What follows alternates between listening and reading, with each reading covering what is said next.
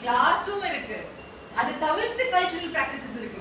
இந்த ரிலிஜன்ஸுக்கும் காஸ்டுக்கும் கிளாஸஸுக்கும் உள்ள வராத தனியா செயல்படுற ஆதிவாசி முறைகள் இருக்கு. ஓகே, சோ இதெல்லாத்தையும் எடுத்துட்டு செய்யணும்ங்கிறதுனால they consulted several groups, several previous texts. அதெல்லாம் படிச்சுட்டு ஒரு கான்ஸ்டிடியூஷன் தயார் பண்ணிருக்காங்க. இந்த கான்ஸ்டிடியூஷனை பேஸ் பண்ணி 64 nations have developed their constitution based on the Indian constitution. It is robust. அதை உடைக்கிறதுக்கான சக்தி எங்க இருந்து கொண்டு வர முடியாதுங்கிற ஒரு நம்பிக்கை. And it is அதை படிச்சோனாலே தெரியும் எல்லா பாயிண்ட்டையும் அட்ரஸ் பண்ணிருக்காங்க. அது டிஃபிகல்ட். அது அக்கா சொன்ன மாதிரி எவல்யூஷனரியா இருக்கணும், காலத்துக்கு ஏற்ற மாதிரி அது மாறணும். அதை மாறதுக்கான இடத்தையும் கொடுத்து அதுக்கான ஸ்ட்ரெங்கையும் பலத்தையும் கொடுத்துருக்காங்க. So today we are going to explore some parts of the constitution and அதை வந்து day to day lifeல நம்ம எப்படி யூட்டிலைஸ் பண்றோம், என்னெல்லாம் பார்க்கறோம், அது எதனால கான்ஸ்டிடியூஷன் இந்த பார்ட்ஸ் எல்லாம் போட்டுருக்காங்கன்னு நம்ம புரிஞ்சுக்கிற அளவுக்கு அதை வந்து we try and make it as basic as possible. And in the course of today I am going to talk to you about something that we see on a day to day basis. Poverty and inequality. Poverty na enna? Varumai, ஏழ்மை. Inequality na enna? சம உரிமை இல்லாதது. So இந்த விஷயங்களை நம்ம வந்து கொஞ்சம் in detail பார்க்க போறோம். So I would like you to first preamble னு ஒரு page இருக்கு. Second page. So what is a preamble? The starting constitution. It's an introduction. Introduction. Introduction. It's an introduction which declares the constitution. It is a declaration as well as an introduction. It is just a constitution. Idhu sollala. Constitution naadu நம்ம இப்படி இருக்க போறோம்னு ஒரு declaration. And in the preamble இந்த 10 line படிச்சதோனே நம்ம constitution almost 50% you can understand. You can understand எதனால constitution, எதுக்காக constitution, யார் செஞ்சிருக்காங்க, and அதுல நமக்கு என்னலாம் வருதுன்றது இந்த ஒரு 10 லைன்லயே கொடுத்துட்டாங்க. இப்போ நான் இங்க print பண்ணிருக்கிற இந்த preamble வந்து amended preamble, the 42nd amendment of the constitution. So firstly, who wants to read the preamble? யாராவது படிக்கிறீங்களா? நல்ல லவுடா மெதுவா நிறுத்துங்க. The preamble of the constitution. We the people of India have solemnly resolved to constitute India into a sovereign, socialist, secular, democratic republic and to secure all its citizens justice, social, economic and political liberty of thought, expression, belief, faith and worship, equality of status and of opportunity, and to promote among them all fraternity, assuring the dignity of the individual and the unity and the integrity of the nation. In our Constituent Assembly, this 26th day of November, Constituent Assembly, this 26th day of November 1949, do hereby adopt, enact and give to ourselves this Constitution. So, எதனால நான் இப்ப எடுத்துக்கேன்ல இதே ஃபார்மேட்ல தான் நம்ம constitution ஃப்ரண்ட்ல print பண்ணிருக்காங்க. சிலது கேப்ஸ்ல, சிலது போல்டா. Okay, so we the people of India, bold and capital. Yeah. It's important why? Because the constitution is not awarded to us by anybody else. We the people of India, having solemnly resolved na enna resolved na enna resolved is very simply to say that we have understood and we have decided. Accepted and accepted na yaro kudukradha nee accept panikira. Resolved na எனக்கு இதுதான் தேவை நான் புரிஞ்சிட்டு அதை எடுத்துக்கிறேன். So I am resolving, we the people of India, having solemnly resolved to constitute, to make India into a sovereign. Sovereign na enna artham? We are the deciding authority. We have decision in our own hands. We do not have to decide for us. Right. என்ன சொன்னீங்க? இறையாண்மை. So sovereignty வந்து ரொம்ப சிம்பிளா explain பண்ணனும்னா individual, correct? Just individual.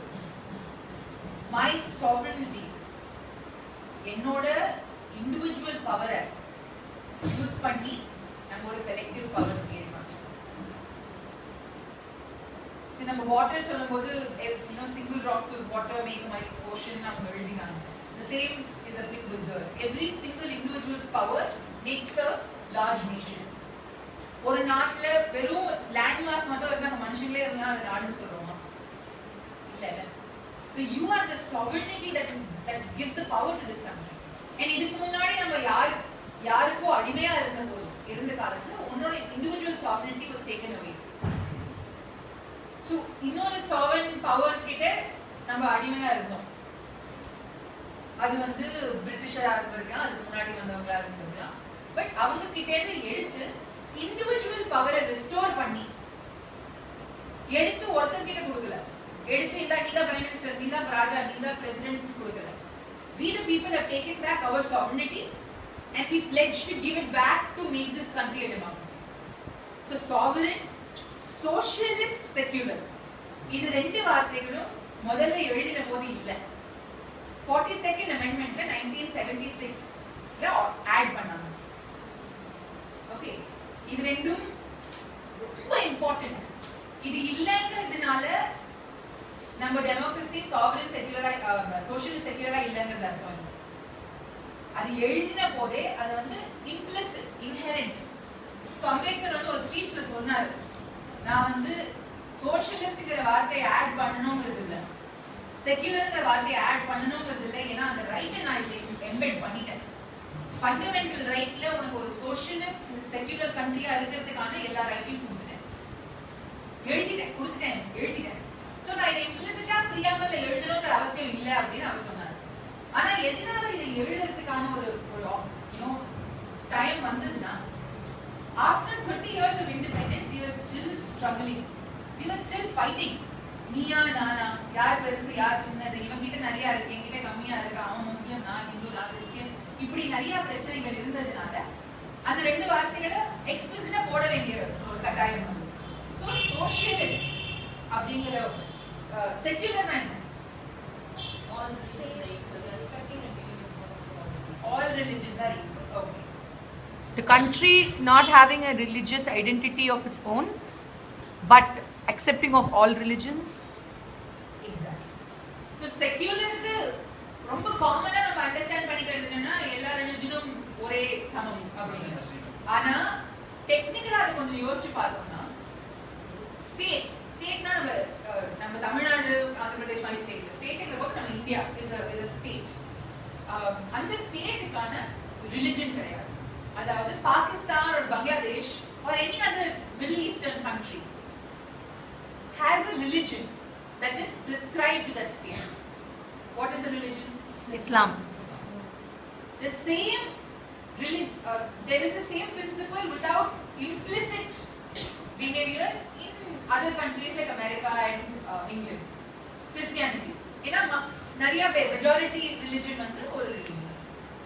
இங்க ஸ்பெசிஃபிக்கா இந்த கான்ஸ்டிடியூஷன்ல ஏன் இவ்ளோ அழகுனா, அந்த கான்ஸ்டிடியூஷன்ல நம்ம ஸ்பெசிஃபிக்கா சொல்றோம், நீ மெஜாரிட்டியா மைனாரிட்டியா பிரச்சனை இல்ல, நீ இந்த நாட்டில் உள்ள ஒரு சிட்டிசன். Just because மெஜாரிட்டியா ஒரு ரிலிஜன் இருக்கிறதுனால நம்ம இந்த நாட்டுக்கு அந்த ரிலிஜன் வேற கொடுக்க மாட்டோம். You might be 70%, 80%, 99% one religion in a country, but the country as it is, நம்ம மண்ணுக்கு ஒரு ரிலிஜன் கிடையாது, நம்ம சுவாசிக்க காத்துக்கு ரிலிஜன் கிடையாது, இண்டிவிஜுவல் மனுஷனுக்கு தான் ரிலிஜன் அப்படின்னு சொல்றதுனால the state itself is secular. எந்த விதமான religious practice state will not follow. So the state is devoid of religion, but every individual has the right to practice his or her own religion. இப்போ நம்ம எல்லாரும் உட்கார்ந்திருக்கோம், எல்லாரும் ஒரு ரிலிஜனா இருக்க முடியாது, இருக்கலாம், இல்லாமலே இருக்கலாம். 90% of us might be one religion. It doesn't mean நான் இங்க வந்த உடனே வந்து யார் majority religion அவங்க பாட்ட பாடியாங்க. ஏன்னா I am the coordinator of the workshop, I have a responsibility. Just like that the state has a responsibility. The responsibility is நான் 2% இருந்தாலும் 90% இருந்தாலும் equal opportunity and right. That's why we are secular. Socialist 9. இப்ப நான் சொன்னேன் communism வந்து ஒரு ideology. She was raising her hand. I have a doubt. It specified that India is a secular country and all of us are equal. Then why there are still reservations? I am coming to that. I am coming to that because reservation in religion does not have anything to do with one another. Okay? Reservation is specifically for the disenfranchised. அது என்ன, அது எதுக்காக, அதை எப்படி address பண்ணணும் எல்லாம் we discuss through the day, but I really appreciate that you brought it up at this juncture. Okay, socialist man.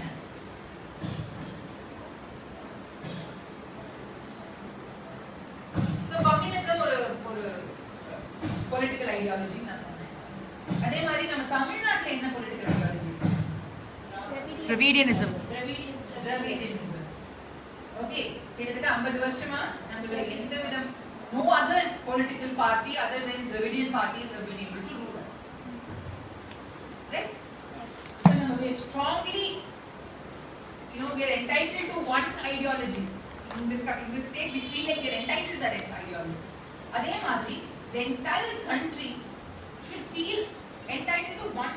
அது வந்து political ideology ஆனது அப்புறம் அது வந்து ஒரு எகனாமிக் ஐடியாலஜியா பார்க்கும்போது சோஷியலிசம்ங்கிறது இன்ஈக்குவலா டிஸ்ட்ரிபியூட் ஆயிருக்கிற வெல்த் எப்படி பேலன்ஸ் பண்றது. கம்யூனிசம் அது கொஞ்சம் இன்னும் எக்ஸ்ட்ரீம்.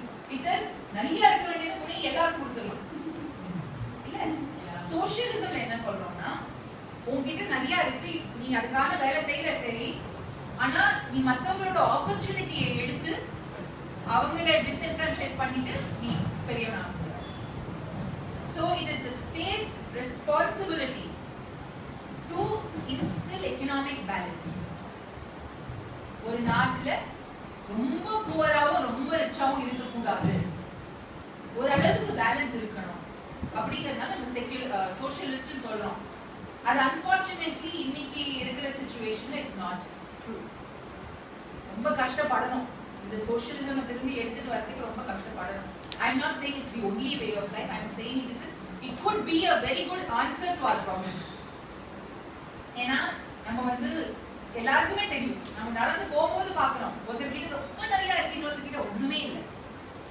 அப்படி இருக்கிற ஒரு சிச்சுவேஷனை நம்ம பேலன்ஸ் செய்ய முடியும்னா அதை செய்யணும். So the state declares itself as socialist. As a country we are socialist. Okay. Democratic. அப்படின்னா என்ன? People's participation. வேற என்ன? Nobody can question. Nobody can question what you're doing. Fantastic. We have the power to put that person on top. You have a power to put somebody on top. Participation. Instead of saying participation, instead of saying on top, I'm going to say to represent you. Yeah, representative also. People's choice. எவ்வளவு answers வந்துட்டு பாரு. Freedom to express, freedom to live, freedom of choice. Basically freedom. Right? A freedom to live your life the way you wish to live it, but it is also a responsibility to live it within certain boundaries. Uncontrolled freedom na adu anarchy. Controlled freedom na நீ சந்தோஷமா இருக்க, ஆனா உன்னோட சந்தோஷத்துக்காக மத்த சந்தோஷத்தை கெடுக்க கூடாதுங்கிறது தான் democracy. And அம்பேத்கர் ரொம்ப அழகா எக்ஸ்பிளைன் பண்ணாரு. When he was speaking in the Constituent Assembly, when he was writing the Constitution, ஏன் அம்பேத்கர் by the way? யாருக்கா தெரியுமா? He was a lawyer. He was a lawyer, but what Chairman of the drafting committee. Constitution யார் எழுதினாங்கன்னு கேட்டா என்ன சொல்லுவாங்க? Ambedkar along with the Council of Ministers. Right. Ambedkar along with Council of not ministers, Appointed committee members. committee. Drafting committee members. Yeah, drafting. So நம்ம ஒரு Constituent Assembly னு create பண்ணோம் 1946 ல. The Constituent Assembly was elected by representation. Democratic election கிடையாது. நம்ம போய் vote போடல. தனித்தனியான பொலிட்டிக்கல் பார்ட்டிஸ் இருந்தது, தனித்தனி சோஷியல் குரூப்ஸ் இருந்தது. அந்த குரூப்ஸ்ல இருந்து அவங்க ரெப்ரசன்டேட்டிவ்ஸ் எடுத்து ஒரு ரெப்ரசன்டேட்டிவ் அசெம்பிளி கிரியேட் பண்ணாங்க. 3 years the assembly was in place. The assembly put together several committees. அதுல ஒரு committee இந்த drafting committee. So யாரு, do you know anybody else in the Constituent Assembly other than who else? Anybody else other than her? Who know anything? Who was the president of the Constituent Assembly? Dr. Rajendra Prasad. Can any of you tell me, okay, so we have a woman representative, we have a Dalit representative, can anybody tell me a minority representative? So, இதுலயே தெரியுதுல, ஒவ்வொரு social குரூப்ல இருந்து, ஒவ்வொரு political குரூப்ல இருந்தும் மனுஷங்களை எடுத்து ஒரு கான்ஸ்டிடியூயன்ட் அசெம்பிளி கிரியேட் பண்ணி அந்த constituent அசெம்பிளிக்கு several responsibilities of devising how a country should function. One of the functions was to create the doctrine of the country, which is the constitution. Okay, அதோட chairperson was Dr. B.R. Ambedkar. Full பேர் என்ன?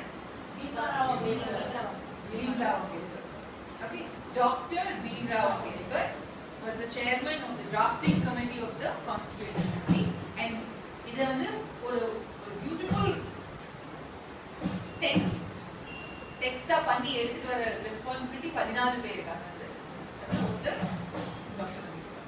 So அவர் வந்து constituent அசெம்பிளில பேசும்போது அவர் சொன்னாரு, you know, the principle of one man one vote is the basic principle of a democracy. நீ யாரா வேணா இருக்க, நீ பணக்காரனா ஏழையா வெள்ளையா கருப்பா இந்த ஜாதியா அந்த ஜாதியா இந்த ரிலிஜன் அந்த எதுவுமே, நீ பொண்ணா ஆனா, you know, whether you are disabled, whether you have 20,000 people working under you, it does not matter. Adult franchise, that is another, that's an extra concept. But நீ 18 வயசுக்கு மேல, if you are an individual and if you are born in this country, you are entitled to just one vote. அதுதான் உன்னோட sovereign power. Your vote is your sovereign power. நீ எப்படி வேற எப்படி power கொடுக்க முடியும்?